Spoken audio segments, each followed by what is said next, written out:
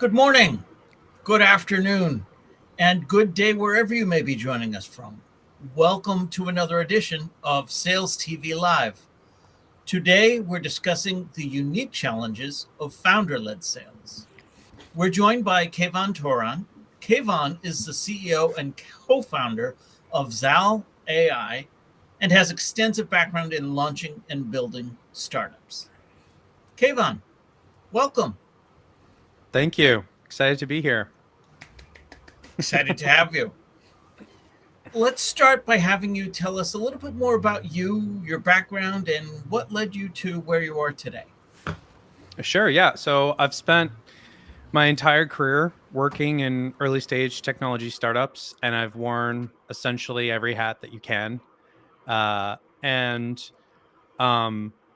yeah, for the last 5 of those years, 5 plus years, I worked at an edtech incubator called Noodle, where I joined as a product manager. I got sprinkled around the portfolio doing product management at different companies, solving different problems within K through 12 and post secondary. And eventually that culminated in me launching and co-creating a product with the CEO of Noodle.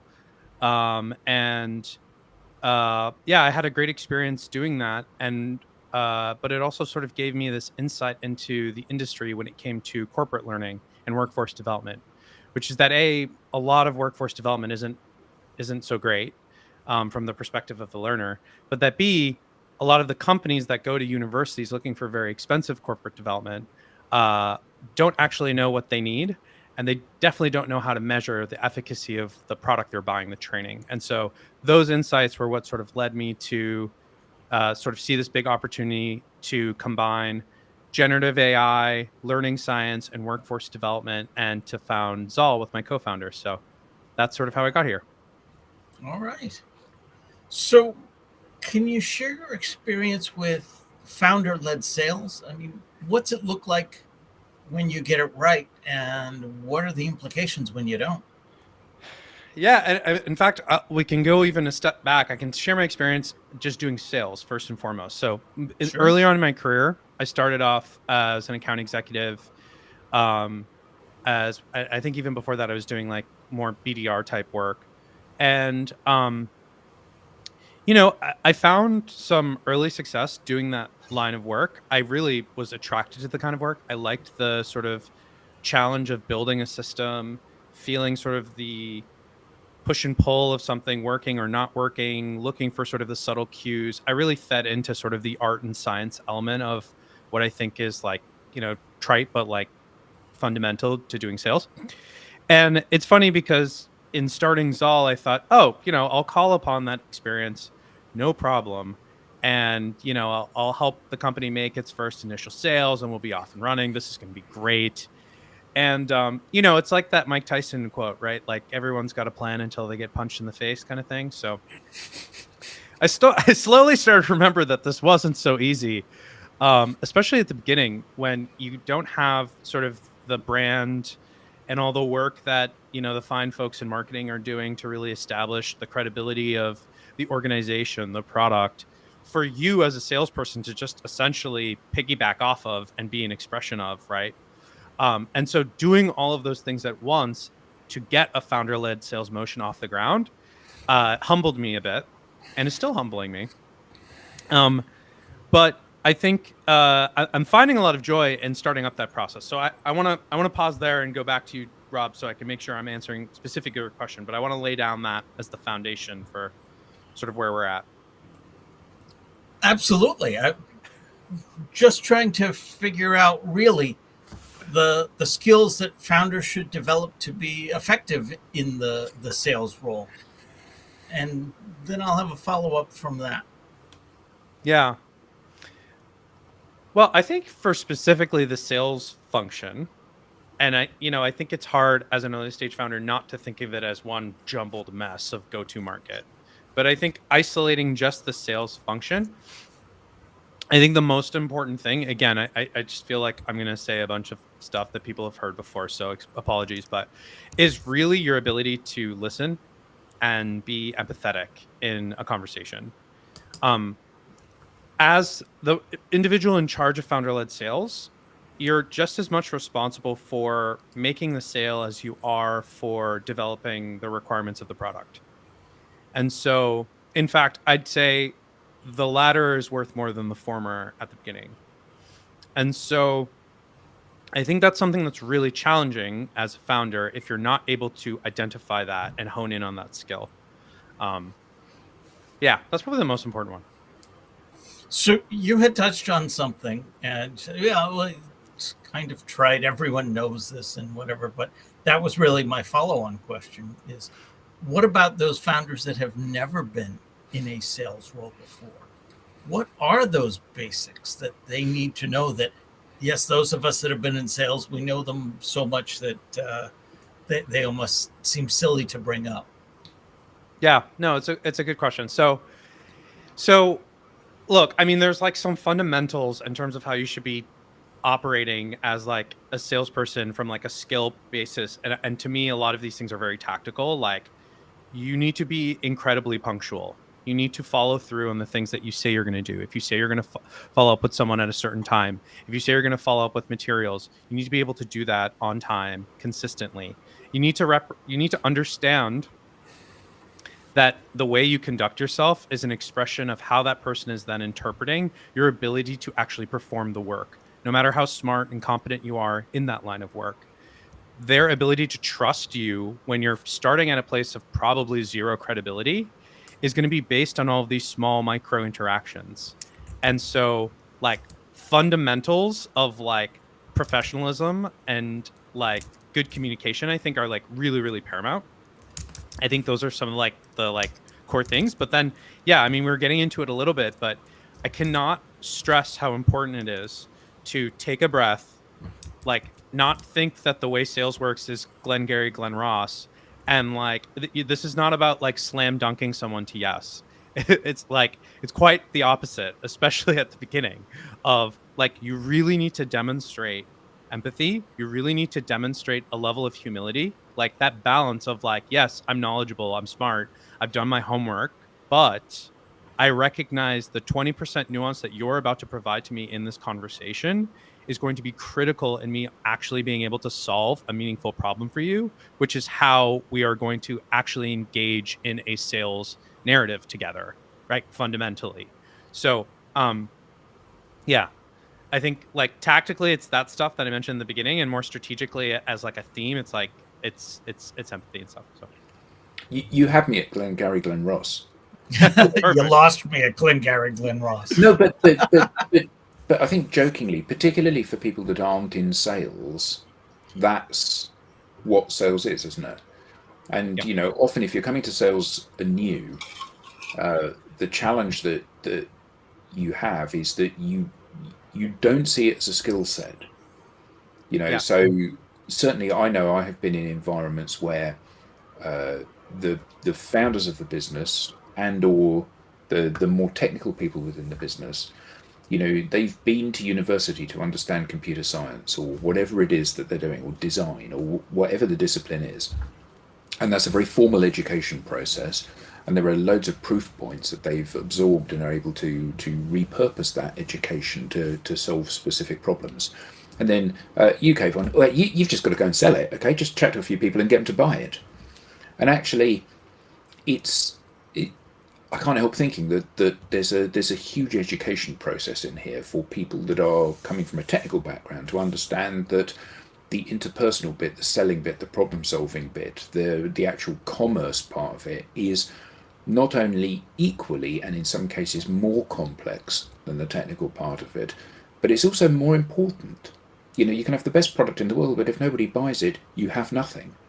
yeah, exactly. And another thing I'll add to that I think a lot of new founders miss, myself in the same bucket, but maybe these are like my instincts around some of these things are a little bit different because I've had a background in sales, is that I think there's a obsession with iterating on the product. And you hear a lot of people talk about that's like, fundamental to a startup. What you hear less about is how are we iterating on the go-to market motion? And to your point, Adam, I'd argue that's more important, especially Yeah. in B2B SaaS, because you like and you hear a lot of pundits talking about this now too, is like build the audience and then build a product or service and sell that to them. Like they actually go backwards on that motion. And that's, you see a lot of people talking about that kind of thing. Um, but I mean, regardless of if you do that or not, like, I think you're right that a lot of, like first time founders are surprised at how much of a process is how involved it is and how much is involved in actually creating like not just a sales motion that works with just the founder, right? But then, and I know that's where we're focusing, but then thinking about then how you take that to the next level of hiring someone off the shelf and getting them to take that on. I think I don't know if we should even touch that for this conversation because it's like a whole other thing. But Isn't there a whole thing about founders often needing a cold shower, a dose of reality around this stuff? Because, if you've got product A, product B, and product C that are fit for purpose. So let's say, let's say you've got Oracle, you've got Salesforce, you've got SAP. They're different products, although they operate in the same space.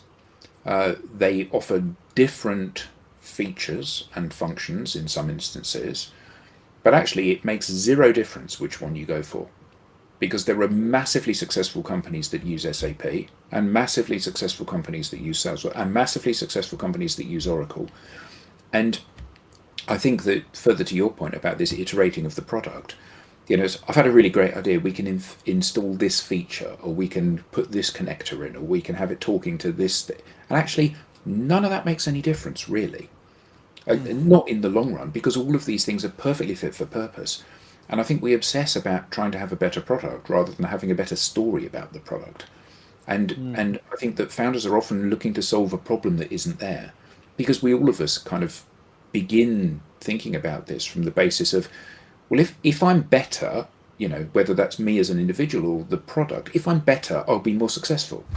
That's nonsense, utter nonsense. VHS and Betamax, the best example of an inferior product winning. And this happens time and again, and it's all about building the relationships, getting the toehold, understanding how you can tell a story that people that are actually buying it can understand and, most importantly, empathize with.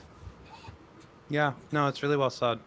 And I think part of it too is for founders also to be realistic with the industry that they're in and the nature of their product.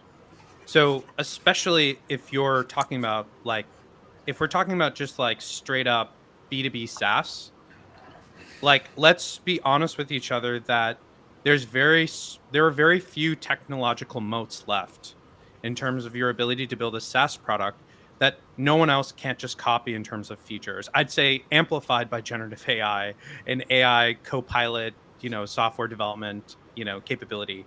um, I know a lot of founders aspire to having network effects, and this is like one of my favorite lines. And I don't know if you guys have caught this a lot. Like you'll go through like a big pitch about a startup, and it's like, well, like what's the moat to your business? And it's like, well, all the data that we're collecting will allow us so that at the point that we have, let's say, 10,000 users, that we'll have the data that allows us to then build better recommendation models and XYZ. And we have this private data set. And so then we just win and we keep winning. It's like, yeah, a bad strategy is I'll win because I've already won. Like, how do you, how are you winning day one? And what is the moat day one for someone to actually use you so that you can get to the point where you have 10,000? Because once you have 10,000, it's easy to obviously build off of your private data set or whatever to build that product oriented moat. And I think to your point, like the day one thing that you can do right away, you can start building thought leadership. You can start building a brand. You can get experts to actually talk about your company and how you're positioned to be, so like on the cutting edge of the thing. You can get like there's so many more tangible ways to build a moat around your business as a founder. That has nothing to actually do with the product at the beginning. But I think you need to also understand how you're marrying that with the long-term vision of then the roadmap of then how it folds into the product and how it all sort of gels together. But I agree with you that at the beginning, I think it's really mostly the case that it's not going to come from the product. So But equally, I think it's very easy to underplay the importance of the founders in those early days, isn't it? You know, you're the founder of your business, and you consequently are not only the visionary and the kind of the driving force behind it. You're also the figurehead of the business, mhm. and I think that you know there's something. If you were thinking of running an ad campaign, heaven forbid, but if you were thinking of running an ad campaign on Facebook, and Mark Zuckerberg turned up to your pitch, you'd be immeasurably more likely to purchase that as a result of him being on the pitch. Yeah. And I think that one of the challenges is that founders are often distracted from the fundamental tasks within an organization and fail to recognize that actually they are often the secret sauce. I love that. I mean, I'm just curious. What do you think some of those fundamental tasks are? Well, the most fundamental of them is selling stuff. Yeah. You know, because without that you have no revenue, you can't hire people, you can't pay yourselves, you can't develop the product, you can't satisfy the customer need. So the most important thing is to sell stuff, and those fundamental tasks. And you know, Mark Zuckerberg would be a good example of this because he still does some coding on Facebook.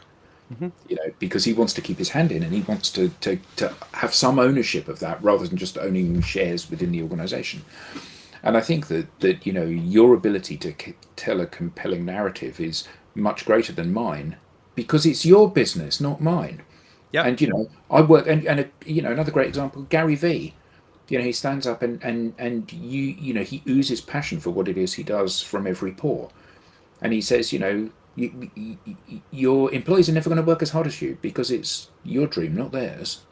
Yep. And I think that often we lose sight of this, don't we? We think, oh, well, this will be great. You know, I'll found a business, we'll start to get some sales in, then I can hire loads of people to do that. Actually, no, that's the best people. And I think that this is one of the keys of having a flat hierarchy within an organization. We often see the management as being the objective. You know, this is the glamorous job. I'm going to manage everybody. I'm going to manage the business. I'm going to be managing director of the business. Actually, if you're the best salesperson, you should be the salesperson, not even Yeah. the sales manager. You should be the salesperson. If you own the business and you're the salesperson because you're the best person at selling, that you work within a meritocracy, don't you? And you're providing the maximum value into the organization you possibly can. No, I love that. I mean, I think I can't agree with that more. It is definitely something that I've noticed is, I think, also again confusing to a lot of and now I can speak more specifically to like tech founders.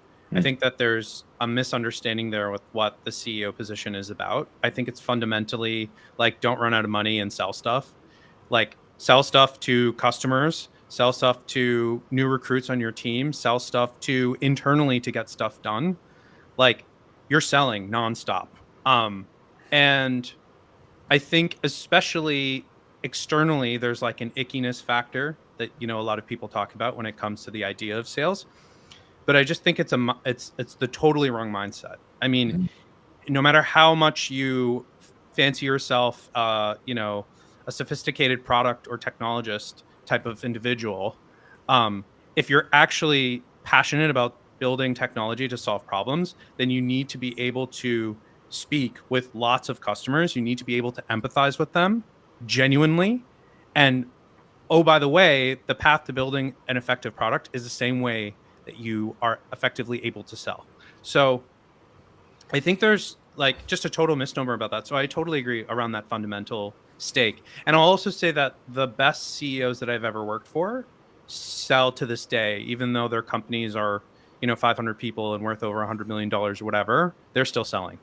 And it's not just because, to your point, they're really good at it, or to another point you made, that a lot of people in the sales process now, again, like I'm thinking of a couple of them, they're much more, and I think this depends also on the industry and stuff.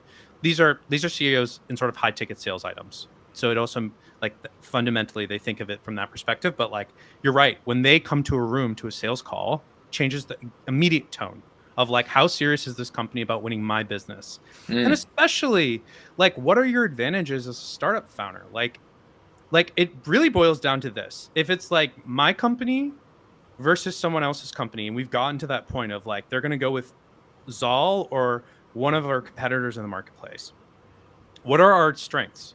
Well, it's certainly not going to be the strengths of the other provider, which is going to be white papers, proof points, you know, XYZ of like all the times they've done this before and the system that they've created around it and how they feel really confident in the results. What am I going to be selling against? The fact that I'm in the room, that every single resource of this company and my reputation, as well as the reputation of my company, is going to be on the line to making sure that you look like a rock star by hiring us as a vendor.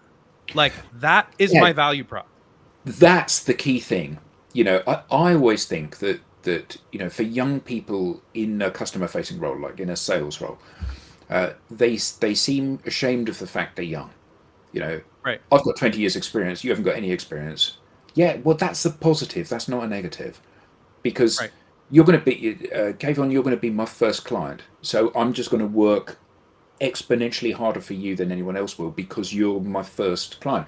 And to say, here's a list of my successful clients, it's like me saying you should marry me because here's a list of all of my ex-wives. It's like it doesn't make any sense, really, because you're trying to convince people that you are going to give them a disproportionate amount of thought.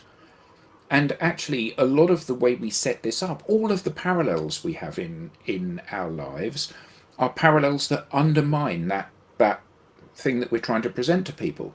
So yeah, absolutely. I'm going to buy from your company because you're the founder and you came to the pitch. Right.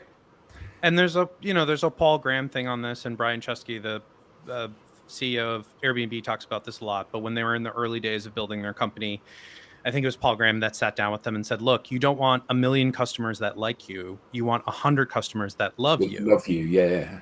And the whole idea is that, well, those 100 customers that love you, like from the beginning of time, like this is how you build that virality and people talking about your business. And you can actually start thinking about how to really scale. Is word of mouth is so powerful. And I think it's another really common issue that founders, I think, deal with is you think about, okay, how am I going to create value? But how does that value scale? The thing is, those are two different problems. Like the whole 0 to 1, 1 to infinity thing. So like as founders, as people on the ground floor, like you should be doing lots of things that don't scale, that are on the spectrum of scalability and value, heavily weighing value. Like the whole point is like I should be giving a disproportionate amount of value because I am the unproven contender in the room. And I am going to put all this stuff extra into the basket of making sure that it goes well. And you build the credibility and reputation of someone who does that. And then you start to think, okay, what are the things that I'm giving a lot of extra time on that are not scalable right now that I can start prioritizing and thinking, okay, look, I'm doing like 5 things. The top 3 are the only ones that actually people are really loving. The last 2 takes a bunch of time, but people don't even really care about that. How can I scale those things? Now let me go talk to my co-founder, who's a technologist, and say, hey, like, if we were now going from 100 to 1,000, right? Like the whole, how would we be able to do that en masse? But like, I think that's like, and that's another thing is like people are so focused on like, what am I going to do when I'm super successful and I need to scale this? It's like, well, why don't we just start with what are you going to do to, like get the left foot in front of the right foot? Like, so anyways, I'm only so passionate about this because this is giving me a forum to self-reflect on all the mistakes that I'm making every single day when it comes to these types of these things. And one of the things that I love about these sessions that we do is that they're online therapy sessions for all of us. We're on that kind of metaphorical couch, aren't we, talking about our problems and clarifying those problems. And I think that one of the really interesting things is that the learning process, what is it they say, a wise man looks at someone else's mistakes, a normal man looks at their own mistakes, a fool keeps making the same mistakes.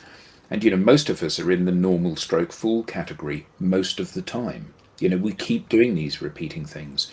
And whether the conversation means that you say the words that make the difference or someone else says the words that makes the difference, doesn't matter. But we need to move into that wise man category. I need to watch you fall over and say, it's slippery, I need to be careful how I tread there, rather than you falling over and then me falling over and going, oh, you just did that. Actually, there's no lesson in that, is there? Yeah, no, that's well said. Agreed. Mm. Kayvon, we're out of time, if you can believe it. Wow, that Th- really ran fast. It really does. That was fantastic. How can people learn more about you, your organization? How can they get in touch? Yeah, so check out our website, Zal.ai, Zal.ai, to learn more about the company and sort of what we're up to. We just launched a new newsletter series called Workforce Evolved. Really, really interesting conversations with a lot of the foremost experts in learning science, generative AI, workforce development coming together, providing interesting opinions on the space and sort of what we're doing. And otherwise, feel free to connect with me on LinkedIn. And yeah, would love to connect with anyone who's sort of passionate about some of these ideas. So Fantastic. Cool. And speaking of newsletters, we now have a newsletter. You can nice. get show highlights, you can get beyond the show insights, and reminders of upcoming episodes. Scan the QR code on screen or join us at SalesTV.live/newsletter. This has been another edition of Sales TV Live. On behalf of the panelists and everyone at Sales TV Live, to our guests and to our audience, thank you for being an active part of today's show, and we'll see you next time.